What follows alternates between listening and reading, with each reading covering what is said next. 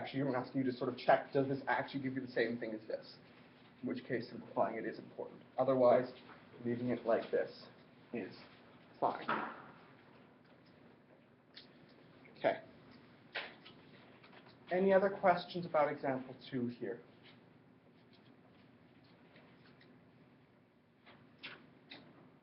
Okay.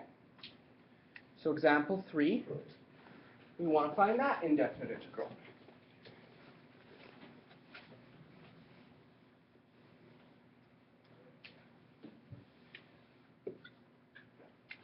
Example 3, we have the integral of x plus 1 over x squared plus 1. Well, we've just got to do antiderivatives. And again, because we've got something plus something else, we can do the antiderivatives separately. So we're going to do the antiderivative of x. It'll give you x squared over 2. Antiderivative of 1 will give you x. Antiderivative of this guy is tan inverse of x, or arctan of x. 2 different ways of writing the same thing. Again, that's one of the antiderivatives you need to know. 1 over x squared plus 1. Put a plus c on the end. That's it. Right, again, a lot of these questions will be really straightforward if you know your antiderivatives.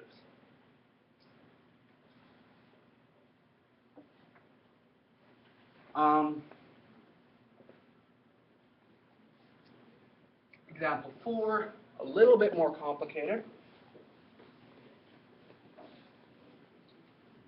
Again, the reason example 4 here is a little bit more complicated is because it's got something times something else. And if you remember, if you have something times something else, you're always going to need to expand it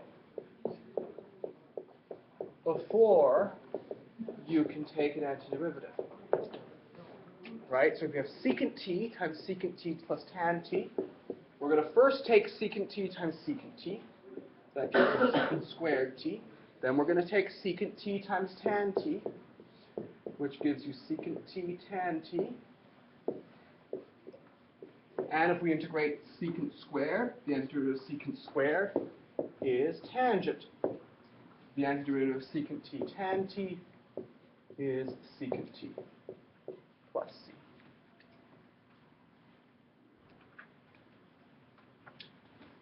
Any questions about any of examples 3 or 4 here? Anyone confused about what I'm doing?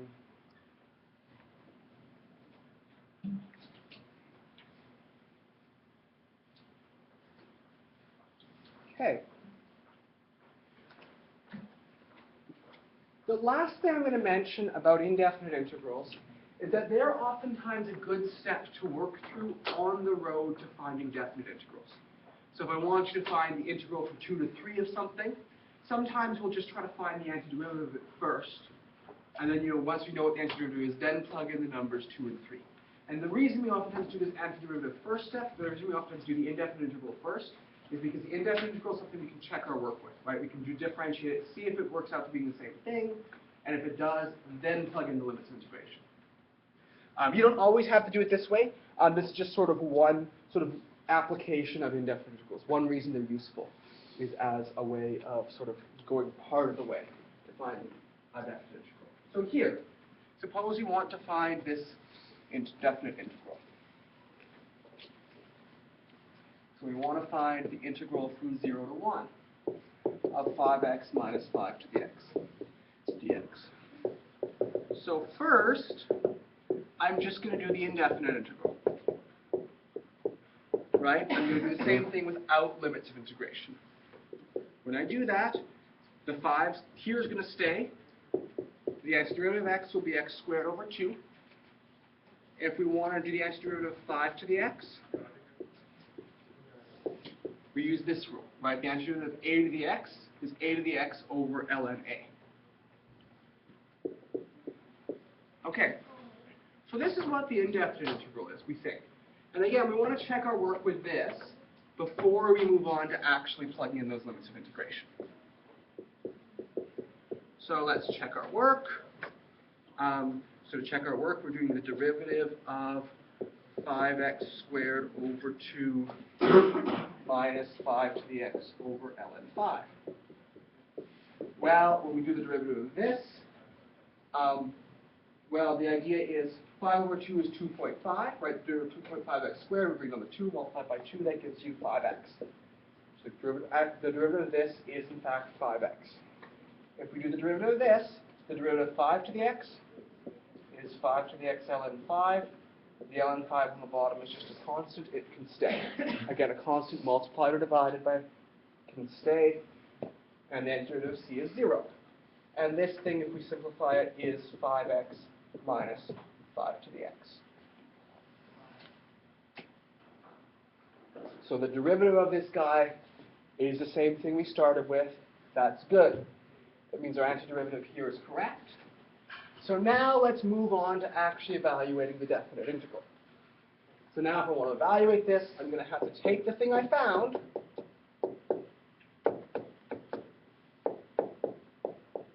take this thing I found and plug in 0 and 1 into the thing I found. So if I plug in 1, I'm going to have 5 over 2 for the first one. If I plug in 1 to the second, I have 5 over ln 5 for the second. If I plug in 0, I have 0 for the first term. 5 to the 0 is 1. So I have 1 over ln 5 for the second term. And if we simplify this, this just gives you 5 to the 2 minus 4 over ln 5. Because we have negative 5 over ln 5, negative 1 over ln 5. That's negative 5 plus 1 gives you negative 4 over ln 5. Any questions about example 5 here?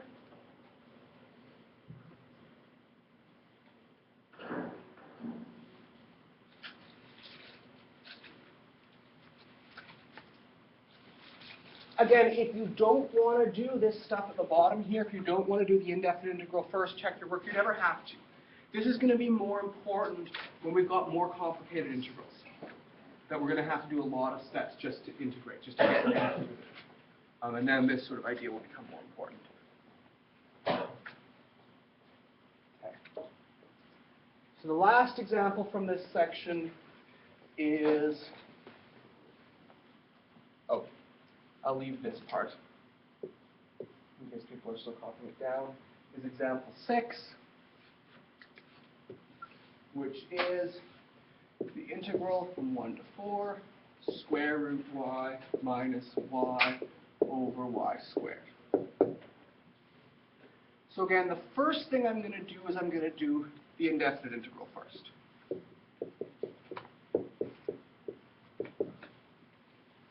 Right, and if I'm doing that indefinite integral, I'm going to do it by splitting up something minus something else over the same thing. So I can split it up like this. Square root y over y squared minus y over y squared.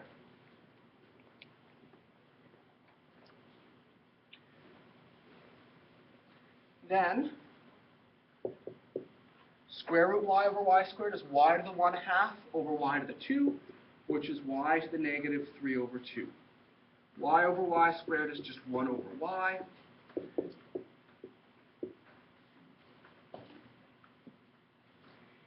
And if I take the antiderivative of y to the negative 3 over 2 is y to the negative 1 over 2 over negative 1 over 2. The antiderivative of 1 over y is ln of the absolute value of y plus c.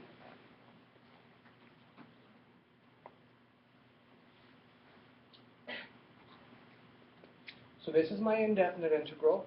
That's my antiderivative. And again, because I have the antiderivative, I can check, make sure I did everything correctly. I'm going to take the derivative of this thing. So the derivative with respect to y, y to the negative 1/2 over negative 1/2 minus ln absolute value of y plus c.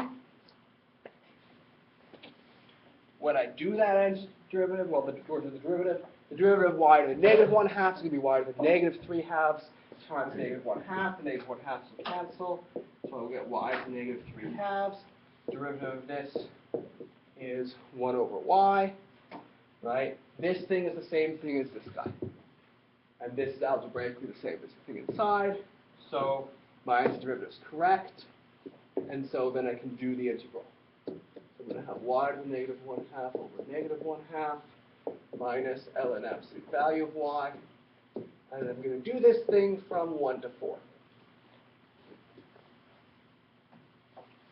So when I plug in 4, I have 4 to the negative 1/2 over negative 1/2 minus ln absolute value of 4. And then I've got to subtract what I get when I plug in 1, which is 1 to the negative 1/2 over negative 1/2 minus ln absolute value of 1. When I do that, 4 to the negative 1/2 is 1/2. 1/2 divided by negative 1/2 is negative 1. ln absolute value of 4 is the same thing as ln 4. 1 to the negative 1/2 over negative 1/2 turns out to be negative 2. Minus negative 2 becomes plus 2. ln of absolute value of 1 is 0. So negative 1 plus 2 is 1. So the final answer would be 1 minus ln 4.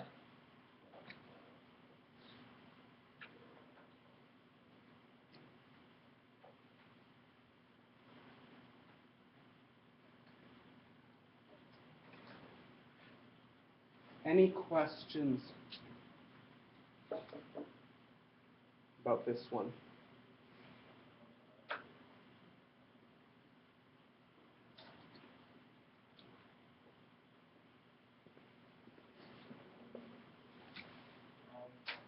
Yes? Could I quickly see how square root of y over y squared becomes y to the negative 3/2? Where are you? Oh, yes. Yes, thank you. So I'll do it up to the start here. So if you have square root of y over y squared, the same thing as y to the 1/2 over y to the 2. So we're doing 1/2, the same thing as y to the 1/2 minus 2. Okay. Right? 1/2 minus 2 is negative 1.5. The same thing as negative 3/2. Yeah. Yeah. So sorry, I'm just subtracting exponents. Again, I oftentimes skip some of these algebraic steps. Please, if you're having difficulty with it, please ask. I'm trying to sort of focus on the calculus stuff rather than the algebra stuff, but if you're having problems with it, please ask me about it. Yeah. So one thing I want to mention, just to sort of review the difference between definite and indefinite integrals. A definite integral, if there are limits of integration, what you're finding is you're finding the area under a curve. Right? If you're asked to find a definite integral, what I'm finding is the area under this curve between x equals 1 and x equals 4. Right? That's what a definite integral means. So the answer you should get from a definite integral should be a specific number. If I ask you to calculate a definite integral, the answer should look like a number, 1 minus ln 4. Right? It shouldn't look like 2x. If we do a definite integral, we shouldn't get an answer of 2x. We should get a number as an answer, because a definite integral is an area. If we're finding an indefinite integral, if there's no limits of integration, what we're doing is we're just doing an antiderivative. If we're doing an antiderivative, the answer should always be a function. It shouldn't be a number, right? If we're doing an antiderivative, the answer should always have an x in it or a y in it. It should be a formula or a function, not a number. So that's the key thing to remember is if I ask you for a definite integral and you give me an answer of 2x, you haven't plugged in the limits of integration. If I ask you for an indefinite integral and you give me an answer of 4, again, you probably have forgotten about some x's somewhere that you should have put in. Yeah. Okay. Any other questions about this before we move on to 5.4.2? Okay. If you're having difficulty understanding these questions, again, a lot of the difficulty probably just comes from, being able to do antiderivatives. So that's the main thing that should be going on there. If you're still having difficulty with it, please feel free to come by during my office hours. We'll have some group problems today and some group problems on Thursday to practice it. But I'm going to move on to a little bit of sort of applications work, a little bit of understanding what does an integral actually represent. And that's section 5.2 in the net change theorem. It's sort of one way of interpreting what integrals represent via the fundamental theorem of calculus. So the idea is questions like this can come up in section 5.4.2. If the function p of t represents the rate of population, so p prime of t represents the rate of population growth of a given city, what does this thing represent? What is the integral from 2000 to 2010 of p prime of t dt? What does that actually represent? Do you have an answer? The amount of people that have increased the population in 10 years, like the amount of people that have Exactly. born or imported. Yeah. What it represents is, and again, the word we always use there is the net change in the population. It gives you, yeah, exactly. And that's why this is called the net change theorem. The idea is, what the net change theorem says is that if you're integrating a rate of change, if you're integrating a derivative, the thing you get should always be the net change. Should always be how much this function has changed by. And that's the idea. That's what this thing tells you. So again, this is one version of what the fundamental theorem of calculus part 2 says. Right? I said if we integrate a derivative, we can always plug in the function of the upper limit minus the function of the lower limit. Right? This is because we want to find the antiderivative of f prime, it's just going to be f. So if I find an antiderivative of this, we plug in, we take the antiderivative, we plug in the upper limit, we plug in the lower limit, and subtract. So this is sort of one thing the fundamental theorem of calculus part 2 says. It says if we want to integrate a derivative, we plug in the upper limit, we plug in the lower limit, we subtract to the original function. So what does this represent? F of b minus f of a represents how much has the function changed by between b and a. The word we use here is the net change in the function f. So f of b minus f of a is the net change in the value of f between b and a. So one way of saying this is the integral of a derivative, the integral of a rate of change. Again, I don't know if you remember this from calculus 1, that a derivative is always a rate of change of the thing it's a derivative of. The integral of a rate of change is the net change, is how much the thing has changed by. So this idea can be used to help understand what integrals actually represent. So here we have a current I in a wire. It's defined as the derivative of the charge, the electrical charge. So then I can ask you, what does this thing represent? What does the integral from a to b of this thing represent?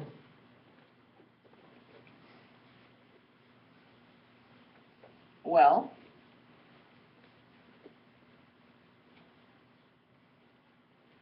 the idea here, in example 7, we say something like, since I is the derivative of the charge, the integral from a to b of I of t dt represents the net change in the charge. Right? So if the thing you're integrating is the derivative of something, the integral represents the net change in that thing. So if the current in a wire represents the derivative of the charge, the integral is the net change in the charge. It represents how much has the charge changed by. Basically, has, you know, if there's been 30 electrons flowing through the wire, the charge is changed by 30 electrons, however much electrical charge that is. That's the idea.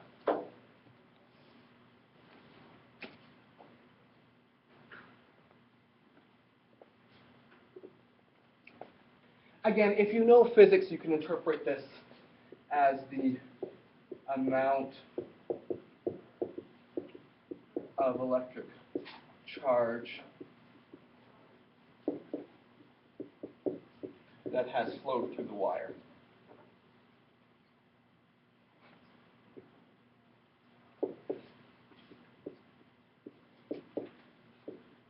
Oh, sorry. The other thing to mention is whenever we're writing out a net change, we should always say, you know, what do these numbers A and B represent? So net change of the charge between time A and time B. A and B represents sort of where are we measuring, over which interval are we measuring the change in the charge? We're measuring the change in the charge between time A and time B.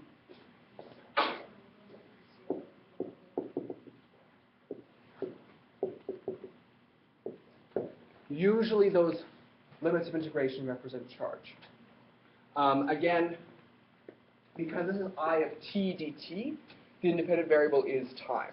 So these two things are different times. If it was I of x dx, these probably would be locations rather than times, if that makes sense.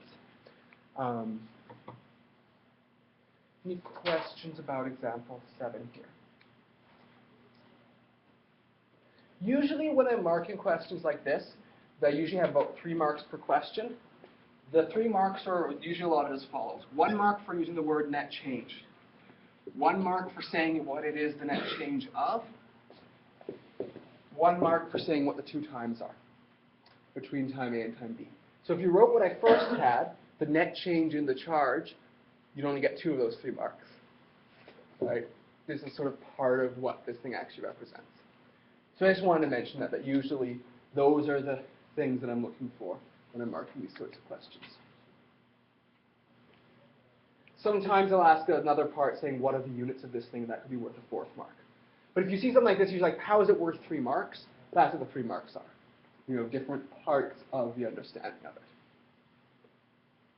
Because it's only 1 step, right?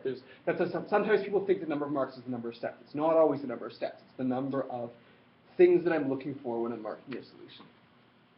And sometimes they're just words.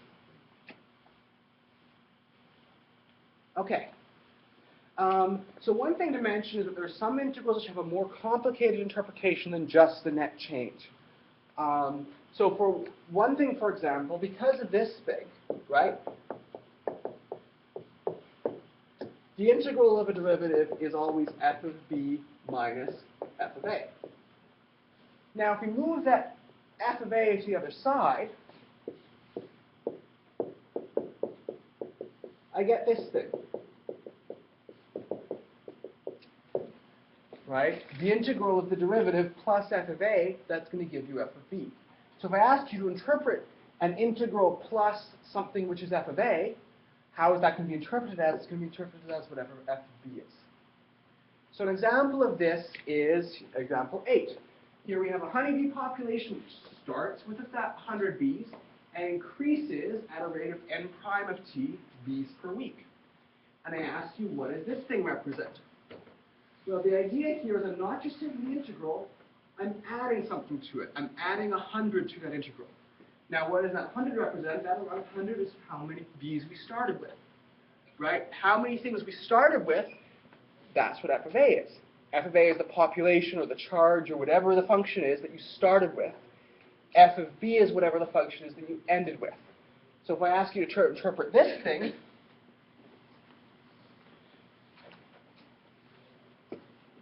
this thing looks like that formula there. The integral of a derivative plus f of a. So example 8, if I have 100 plus the integral from 0 to t of, oh, is there a 5? I think, it's supposed to be 0 to 15. There we go. I was like, how does that 5 come there? The 5 ended up down here rather than up there. Sometimes this happens when I'm typing things in, is I'll be typing it quickly and I'll type 1, 5, and then the 1 will go up here and the 5 will go down here rather than both go in the same place. So it's supposed to be like this, integral from 0 to 15. So this represents the population at time 0. This represents the net change between 0 and 15. So what the whole thing represents, the whole thing, if we add these two things together, it'll give you the population of bees at time 15. Another way of thinking about at time 15 is thinking about it as the population of bees after 15 weeks. Because, where is it? Oh, it doesn't, anyway. N prime of t is measured in bees per weeks. That means that t is measured in weeks. If you wrote at time 15, that would also be marked as correct. You do have to say something. You can't just say the population of bees. You have to say it's population of bees at time 15. That's what sort of this is saying. We're measuring the space between 0 and 15. We're adding it to the population at time 0. That gives you the population at time 15, or the population after 15 weeks. Any questions about this guy?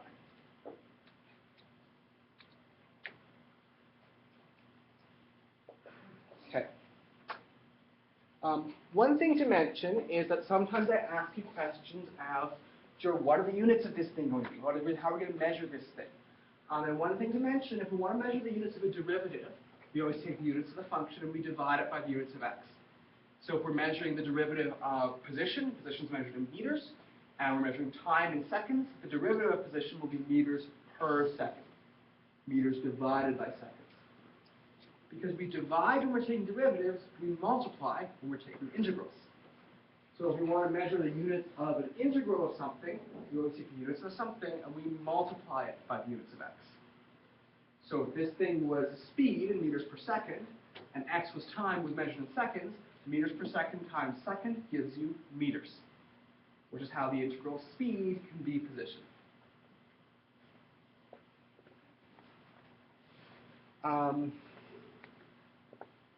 So example 7.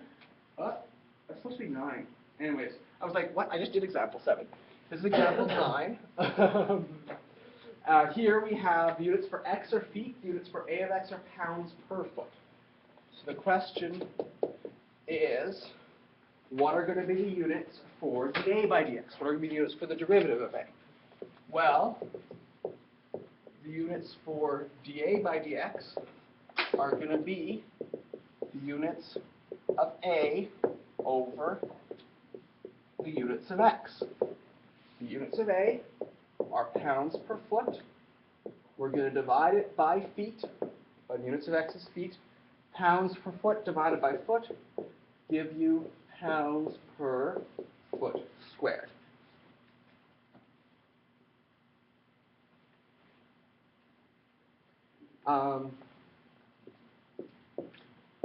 If we want to find the units for the integral of a of x dx, from 2 to 8,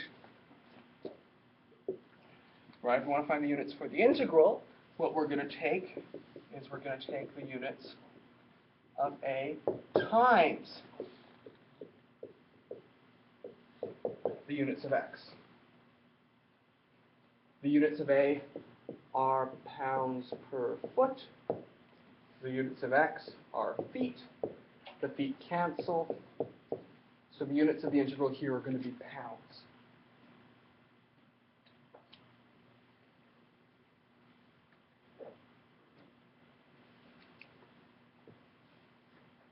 So when you take the derivative, you divide the units by the units of x. When you take the integral, we multiply them by the units of x.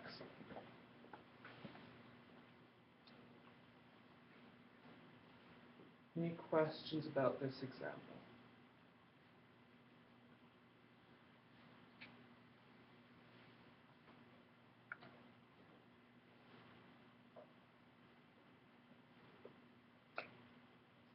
Okay. I think I'm actually going to stop after this slide because I want to give some time for group problems today. So I will not make the last slide today. I'll just there's one more slide after this that I'll do next class, a sort of a review of this topic. So displacement and distance traveled. The idea is there's sort of two ways of measuring how far an object has moved. We can measure the displacement of that object, which is just where it's ended up minus where it started. That's called the displacement. So if it moved from here, it went this way and went back to where it started, the displacement would be 0. Now, measuring displacement isn't always the most interesting way of measuring how far an object's moved, because again, if it goes out and it comes back, it goes back to where it started, its displacement is 0, but it still traveled some distance. Sometimes we want to measure how far has it traveled in going out and coming back. Where in that case, what you've got to do is you've got to add the distances traveled. So when you're measuring displacement, we take the distances traveled this way and we subtract the distances traveled this way. When we're measuring a distance traveled, we've got to add those two distances. And one thing to mention is because the integral of velocity is displacement or distance traveled, if we have a situation like this, here the velocities, this is velocity versus time. During this problem, the object is traveling to the right, the velocity is positive. During this time, the object is traveling to the left, the velocity is negative. Usually when we integrate, here's the positive velocity, here's the negative velocity, or sorry, the distance where it's going to the right and the distance where it's going to the left. When we integrate, we're usually taking the distance one way minus the distance the other way. This will give you a displacement of 0. This is what's called the displacement. If we want to measure the distance traveled, we've got to actually add those two things together. We've got to take the distance going one direction plus the distance going the other. If we want to add those two things together, what we actually have to do is we have to actually integrate the absolute value of this thing. When we take the absolute value of a function, we take anything that's negative and we flip it up positive. Right? That's what we do when we take the absolute value of a function. And when we do that, we'll be able to add these two areas rather than subtracting this one because it's below the x-axis. So in general, if you want to measure displacement, you've got to integrate the absolute, or should you measure when you want to measure distance traveled, you have to integrate the absolute value of the function. Sorry, I'm clearly getting tired and screwing things up like that. But anyways, now one thing I want to mention is how do you integrate an absolute value function? Well, to integrate an absolute value function, you're actually going to sort of visualize what's going on when you take the absolute value function. We're going to integrate this part of the function as normal. But for this part of the function, we're actually going to multiply it by -1. When you multiply by -1, it's a vertical reflection. It's going to flip it up. Multiply by -1. And for this part of the integral, we're going to do the function times -1. So we want to be able to use a graphing calculator to see where is it positive, where is it negative. And the negative parts will flip up by multiplying them by -1. So we split up the integral into separate integrals for each piece. For the positive pieces, we just integrate the function as normal. For the negative pieces, we multiply by -1, then integrate. So I'm going to do example, this should be example 10. Okay, I clearly screwed up my example numbers all starting on the last slide. And this is going to be the last thing I do today. The next slide I will do on Thursday's class.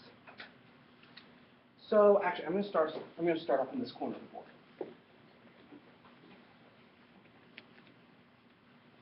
So here I'm told what the acceleration of a particle is. I am told that a of t is 2t plus 3, and the velocity at time 0 is -4. Now, if you remember, because acceleration is the derivative of velocity, if you want to find the velocity, what I've got to do is I've got to take the antiderivative of this.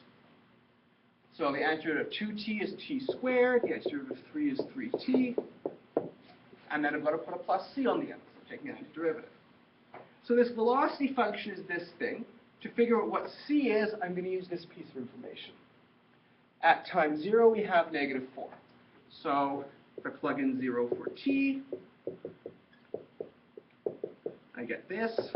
E of 0 is -4. So -4 is c. So that means my velocity function is t squared plus 3t minus 4.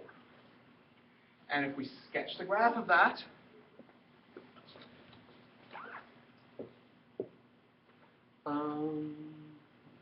so plus 4 minus 1.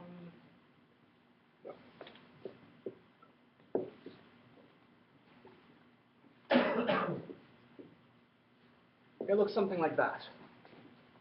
That's what the graph's going to look like. Now I want to find the displacement and the distance traveled between t equals 0 and t equals 3.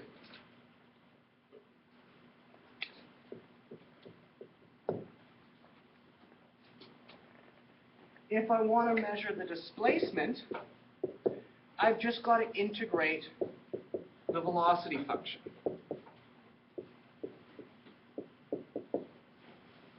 Okay, if I integrate that, antiderivative of t squared will be t cubed over 3. Antiderivative of 3t will be 3t squared over 2. Antiderivative of 4 will be 4t. Great, and I've got to go from 0 to 3 with my limits of integration. I didn't leave myself. Okay, I'll finish it quickly on the bottom of the board. I plug in 3. 3 cubed over 3 is 9. 3 squared is 9 times 2, that's 27 over 2. 4 times 3 is 12. And if I plug in 0, I get 0 plus 0 minus 0. 9 minus 12 is negative 3. 27 over 2 minus negative 3. So minus 3 is minus 6 over 2 is 21 over 2. So the displacement is 21 over 2. If I want to measure the distance traveled, I have to take the absolute value of the velocity function. So when I take the absolute value of the velocity function, what's going to happen is this part that's negative is going to flip up and become positive. The absolute value of the velocity function will look like that. This part will have the same equation as the velocity function, t squared plus 3t minus 4. This part, however, will have a different equation. This part, because it's being flipped up, will have an equation which is negative t squared plus 3t minus 4. To flip it upwards, I have to multiply the whole thing by negative 1. So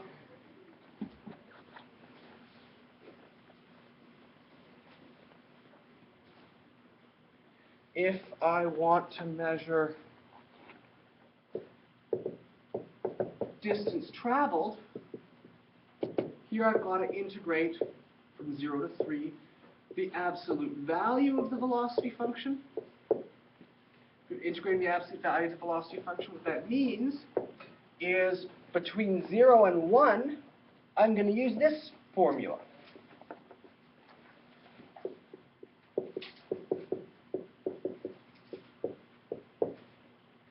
And then, between 1 and 3,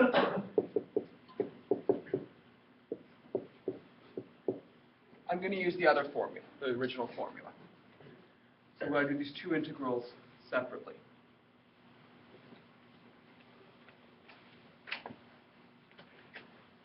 So this negative sign is a constant multiplied by something that's going to stay in the integral. Integrate this gets to t cubed over 3 plus 3t squared over 2 minus 4t. And this, sorry. The negative sign is a constant multiplied by it, so it's going to stay.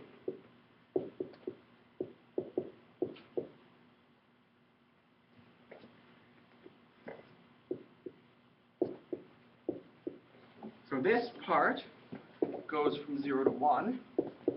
This part is going to be t cubed over 3 plus 3t squared over 2 minus 4t. And this part's going to go from 1 to 3. So again, this first one, because I flipped it up, I put a negative sign in front. As I integrate, that negative sign is just a constant in front. It's going to stay in front.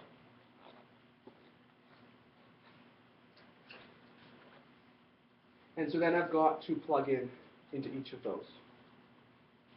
And to do that, I need more space on the board, so I'm going to have to erase this picture of what's going on. So the first one, I plug in 1.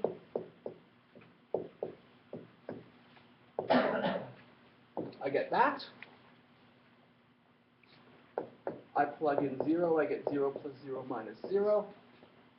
And again, this negative sign is multiplied by the whole thing.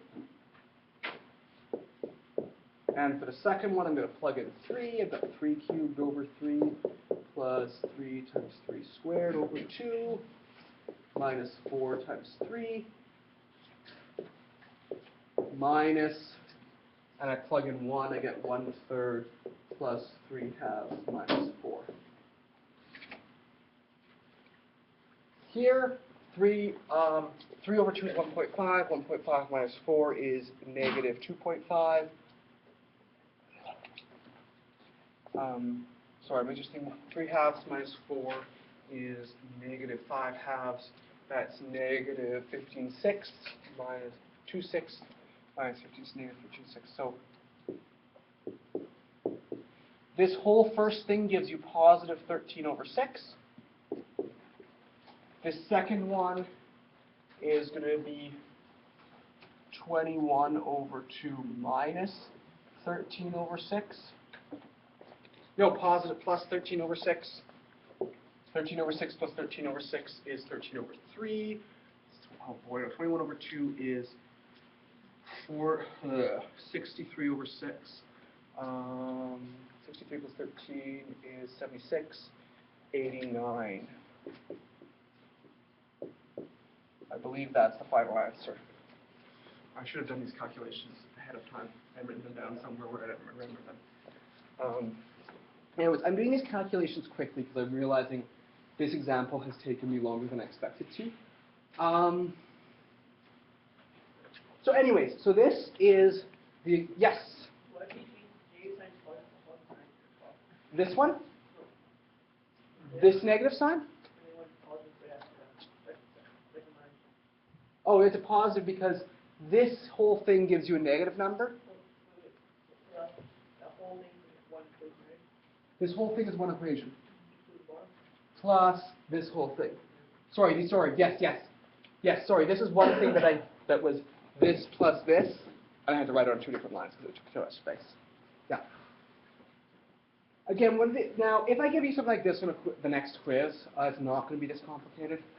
It's going to have, like, maybe it will be like t squared plus 1, rather than like t squared plus 3t minus 4. It's not, like, this example from the book is harder than what you'd see on a quiz difficulty one, or even a test. A written assignment, could give you something like this, but yeah, not on a quiz or a test. Anyways, so you only have 8 minutes left, which means I'm not going to have time for you to both work on the group problems and for me to go over the solutions. So I'm going to show you what the group problems are. I'm going to give you a chance to try them. And in the beginning of the next class, I'll go over the solutions as review of the stuff that was covered today. So again, this slide took me longer than I expected. That's okay. We're definitely far enough ahead that we're not going to have any problems finishing 5.5 on Thursday's class. But here are the 3 group problems. So here's a definite integral for you to evaluate. Here's an indefinite integral. And this last one is a problem like the one I just gave you, where you have the velocity and I want to find the displacement and the distance traveled. Again, annoyingly, this one is also just as complicated as this guy was.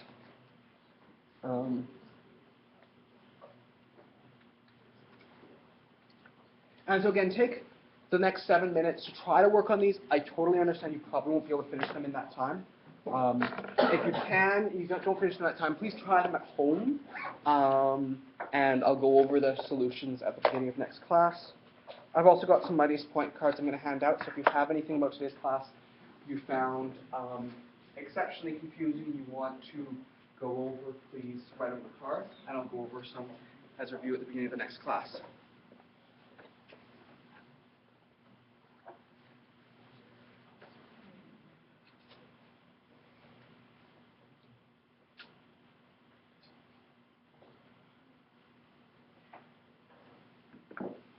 Yes. Oh, it's supposed to be 1.8, I think. I think it's supposed to be, sorry, yeah. Typos abound sometimes. 1.8 y squared.